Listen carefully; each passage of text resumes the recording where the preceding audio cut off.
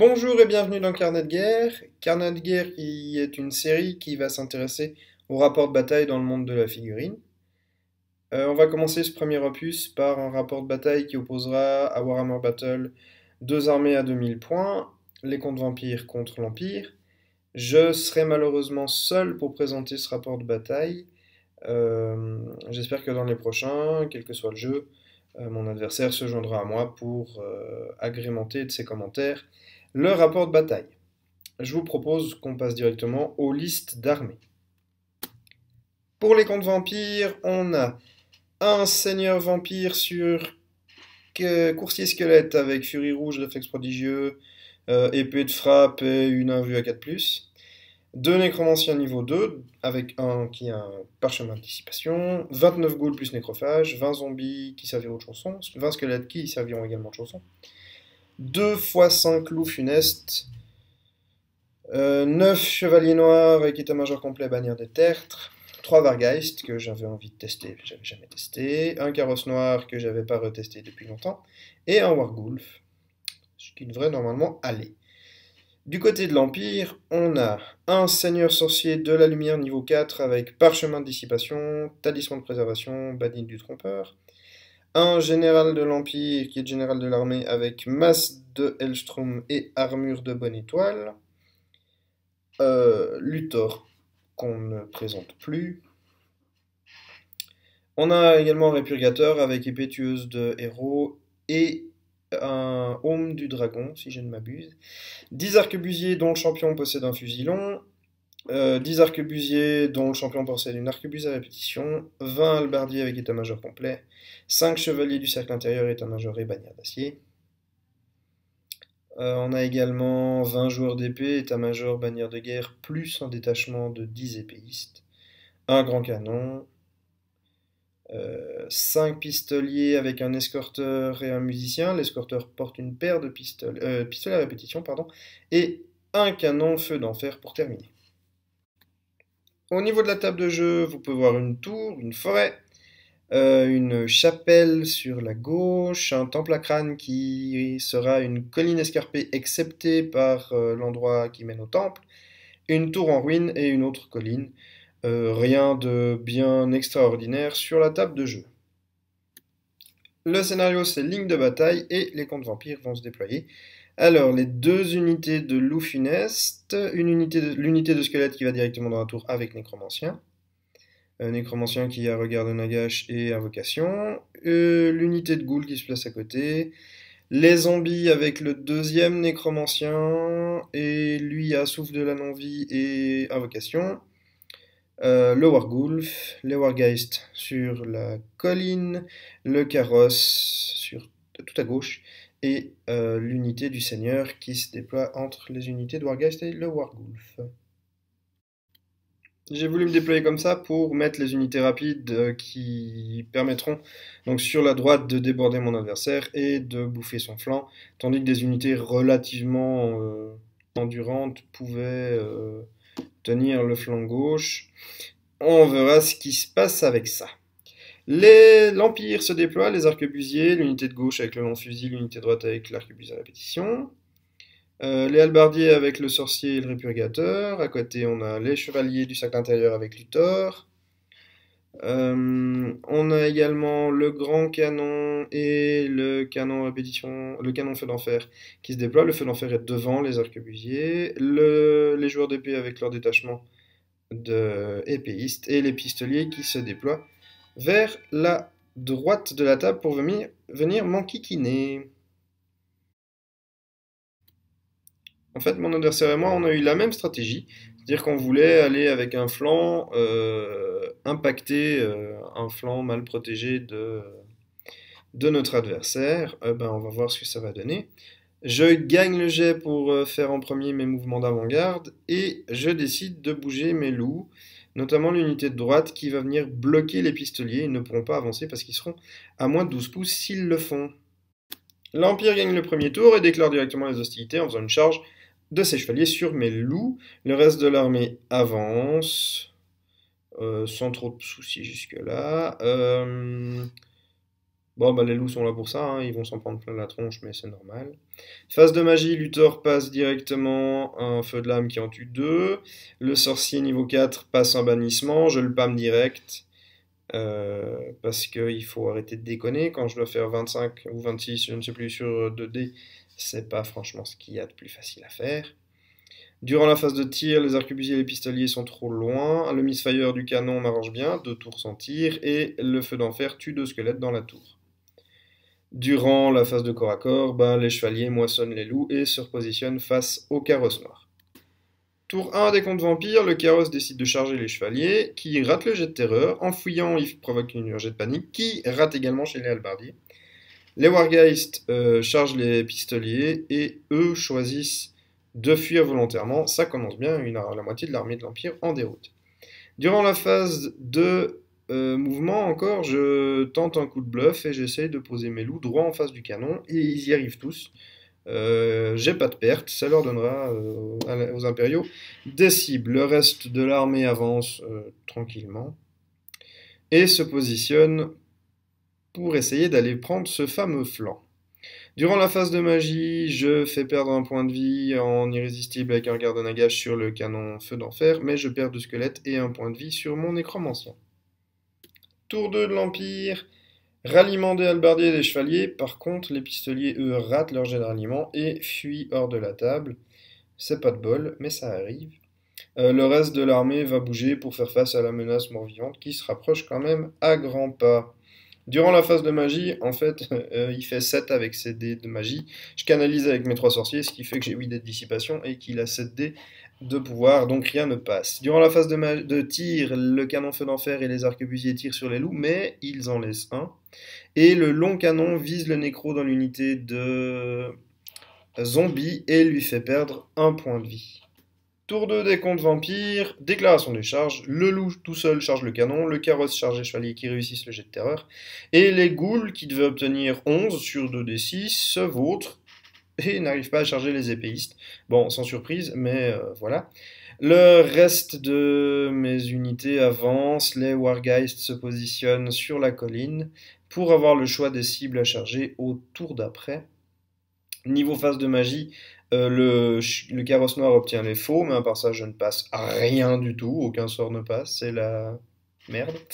Niveau corps à corps, le loup fait perdre un point de vie au canon, mais ils réussissent leur jet de morale, donc ils restent bien fidèles au poste. Et concernant le carrosse noir, il fait perdre un point de vie à Luthor, mais en échange se mange un point de dégâts dû aux attaques et un point de dégâts dû à la résolution de combat. Tour 3 de l'Empire, les halbardiers se reforment et vont se positionner pour filer un coup de main de l'autre côté, voyant tout ce qui se rapproche. Durant la phase de magie, il ne se passe rien, tous les sorts soit ne passent pas, soit sont dissipés. Durant la phase de tir, les arquebusiers tirent sur les ghouls et leur en font perdre 2 de leurs membres. Le canon feu d'enfer vise les wargeists et font malheureusement perdre qu'un seul PV. Phase de corps à corps, le loup obtient une égalité, je ne sais pas trop comment. C'est un miracle de mort-vivant. Et le carrosse noir, malheureusement, perd un point de vie à la résolution de combat, le combat des bras cassés. Tour 3 des contes vampires, déclaration de charge en masse. Les ghouls sur les épéistes, les wargeists sur le feu d'enfer, le wargulf sur les arquebusiers, et une merveilleuse charge ratée des cavaliers noirs sur les joueurs d'épée. J'ai fait 2-1-1 sur mes jets de charge, donc autant dire qu'ils n'ont pas avancé beaucoup sur ce tour-là. Niveau mouvement, je sors mes squelettes de la tour pour leur permettre d'être un peu plus proches du carrosse, car j'aimerais essayer de le soigner. Phase de magie, ça commence bien, je passe une irrésistible, une invocation de Neg boostée à 12 pouces. Je remets des ghouls, je remets des squelettes, je rends un point de vie au carrosse, et grâce à l'attribut de domaine, je lui rends un deuxième point de vie. Par contre, je remarque que j'ai oublié de faire popper les zombies, mais bon, c'est pas très grave, c'est que des zombies. Le problème, c'est que mon fiasco me fait perdre 2 niveaux de magie, donc ce nécromancien ne me sert plus à rien pour le reste de la bataille. Phase de corps à corps, et accrochez-vous bien, les wargeists moissonnent le canon feu d'enfer, et là, suite à je ne sais quelle maléfice lancé sur nous. On mélange des règles, on mélange des jeux, et on résout le corps à corps de la charge irrésistible directement. Je moissonne les arquebusiers, il fuit, bien entendu je ne peux pas poursuivre, je ne peux pas continuer. Donc je m'arrête là, vous verrez que ce petit incident aura plus d'effets préjudiciables sur moi que sur mon adversaire. Pour le reste, le Wargulf se fait les arquebusiers, il les fait fuir, les rattrape, mais poursuit hors de la table. Le loup, quant à lui, passe l'arme à gauche. En fait, ce que j'aurais dû faire, c'est d'abord faire le loup, ensuite le Wargulf. Le canon aurait eu un jet de panique à faire. Donc à retenir pour la prochaine fois. D'abord faire les trucs qu'on va perdre et ensuite on gagne. Le carrosse noir perd un point de vie à la résolution de combat parce qu'il ne se passe rien. Et les ghouls ne sont pas très pertinentes parce qu'elles tuent 3 épéistes. En contrepartie, elles en perdent 2. Le détachement, suivant les règles de son unité mère, est tenace, jet de 3D. Bref, fin du corps à corps. Tour 3 de l'Empire, charge des halbardiers et une longue charge des joueurs d'épée sur mes cavaliers noirs. Les 2 arquebusiers qui restaient sortent de la table. Durant la phase de magie, il ne se passe rien. Tout est dissipé ou aucun sort ne passe. Autant dire que cette bataille aura vu de grands exploits magiques se dérouler. Ma foi, voilà.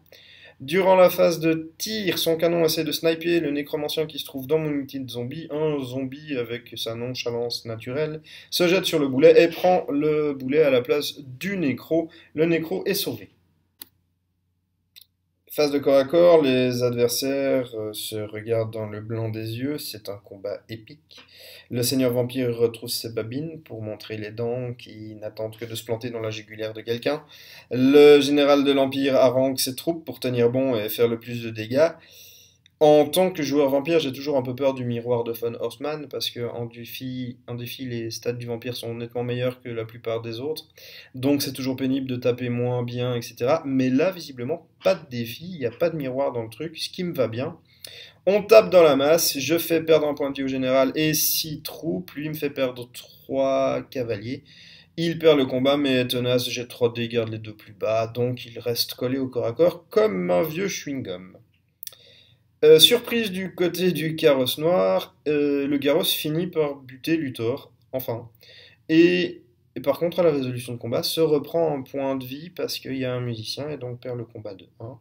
Les ghouls, quant à elles, finissent les épéistes, il y en a 2 qui se barrent et qui fuient, et là, sans, je ne sais pas pourquoi, nous avons fait faire un jet de panique au canon l'a raté, et il s'est tiré hors de la table. Allez savoir ce qui nous est passé par la tête à ce moment-là, c'était une erreur également. Côté Wargeist, je tue le répurgateur, je mets 2 points de vie au sorcier, j'enlève un halbardier, et en riposte, eh ben je perds tout le monde, ça c'est fait. Les halbardiers se reforment, et début du tour 4 pour les contes vampires. Alors, il y a des mouvements, ça bouge dans tous les sens, le Wargulf revient, les ghouls se mettent à portée de charge pour aider les cavaliers noirs si jamais. Il y a un pépin. Phase de magie, le carrosse noir obtient plus 1 de force. On est près de Noël, j'imagine que ça fait office. Phase de corps à corps, le Dicaros contre les chevaliers, le Dicaros ne fait rien, voilà. Les chevaliers non plus, c'est merveilleux, mais je perds mon dernier point de vie à la résolution de combat, et du coup les chevaliers se retrouvent libérés de tout adversaire, et pourront agir à leur guise au tour d'après. Il n'y a toujours pas de défi. Le seigneur vampire et les cavaliers noirs moissonnent dans l'unité. Au moment de riposter, les joueurs d'épée font ça. Ça se passe de commentaires. Donc j'ai pas souffert énormément sur cette phase de corps à corps. Comme il a toujours les mêmes règles, c'est difficile de le déloger. Tour 5 de l'Empire, la grosse interrogation de mon adversaire, est-ce qu'il charge avec ses halbardiers sur le Wargulf? Oui, non. Finalement, il préfère rester sur place et lancer des sorts avec son sorcier, donc il ne bouge pas. Ce qui ne va pas empêcher l'unité de chevalier de charger dans mes squelettes et l'unité d'épéiste qui restait de fuir hors de la table. Voilà ce qui est pour les mouvements et les charges. La phase de magie se passe plutôt bien. Le sorcier lumineux passe en bannissement sur le Wargulf et lui fait perdre 2 points de vie, ce qui aurait pu être bien pire. Et un filet d'Amintok sur les ghouls, comme ça au tour d'après, elles ne bougent pas. Enfin, ou elles perdent beaucoup si elles bougent. Au niveau du corps à corps, les chevaliers perdent un des leurs contre les squelettes. Par contre, ils font une pliée de dégâts. Je crois que je perds 12 figurines dans le combat avec le résultat et autres. Par contre, l'unité du seigneur y passe et je finis par les trancher. Tour 5 des contes vampires. Je charge avec mon Wargulf dans l'unité. Il rate son test de terreur. Il fuit. Je le rattrape. Il est détruit. Mon adversaire décide d'arrêter la partie ici. Vous l'aurez donc compris, c'est une grosse victoire des contes vampires.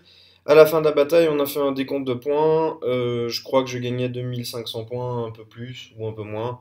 Mais bref, il s'est fait un peu passer dessus. La faute à pas de bol, la faute à des jets de terreur ratés qui l'ont empêché de mettre son plan à exécution. Ma foi, voilà, ça arrive. On a parfois le meilleur plan du monde et on se plante. C'était une partie très agréable que j'ai fait avec mon adversaire régulier. C'est avec lui que je teste bon nombre de compos à Warhammer et à Warhammer 40 000. J'espère que donc ce rapport bataille vous a plu. J'espère que nous nous reverrons bientôt pour un prochain carnet de guerre. D'ici là, jouez bien, profitez bien des figurines et que les dés soient avec vous. Avant de clôturer ce rapport de bataille, j'aimerais quand même dire un merci et plein de remerciements à quelques personnes qui ne me connaissent pas, mais c'est pas grave. J'aimerais remercier la Guerre au Garage et LD Maudit pour leur investissement en temps, en énergie, en bonne humeur, en motivation, pour les rapports de bataille que vous faites également en vidéo. J'aimerais remercier la Guerre au Garage pour le tuto formidable qui a été fait sur After Effects. Je ne me serais jamais lancé dans un truc pareil s'il n'y avait pas eu quelqu'un pour guider au moins au début ma main, parce que c'est vraiment un travail de malade. Vous faites vraiment du travail extraordinaire. J'aimerais remercier F2C pour ses ogrecast, ses analyses de livres d'armée, ses rapports de bataille. C'est vraiment quelque chose que j'ai pris beaucoup de plaisir à regarder. Euh, c'est quelque chose que je trouve très bien fait également. Donc ça vaut la peine d'aller jeter un œil sur les ogrecast de F2C. J'aime beaucoup également les podcasts du jardin où les rapports de bataille sont sympas, les explications sont claires, les photos sont nettes. Excusez le niveau des photos que j'ai dans ce rapport de bataille, je ferai mieux la prochaine fois. C'est vraiment ces quatre groupes-là, ou ces quatre personnes-là. euh, Vous m'avez vraiment remis sur les rails de la figurine, vous m'avez vraiment remotivé à recommencer de la figurine. Grâce à vous, j'ai fait ce premier rapport de bataille avec After Effects, avec des photos, etc. Je vous dis un grand merci parce que ce que vous avez fait, c'est vraiment du bon boulot. Ça prend du temps, c'est un investissement. Et je suis très heureux de voir que le hobby de la figurine n'est pas tombé en désuétude face aux choses telles que les jeux vidéo ou autres choses qui sont dites plus faciles d'accès, etc. Donc je vous le redis, un grand merci. Sur ce, eh ben, je souhaite vous revoir pour le prochain carnet de guerre. Et puis à bientôt.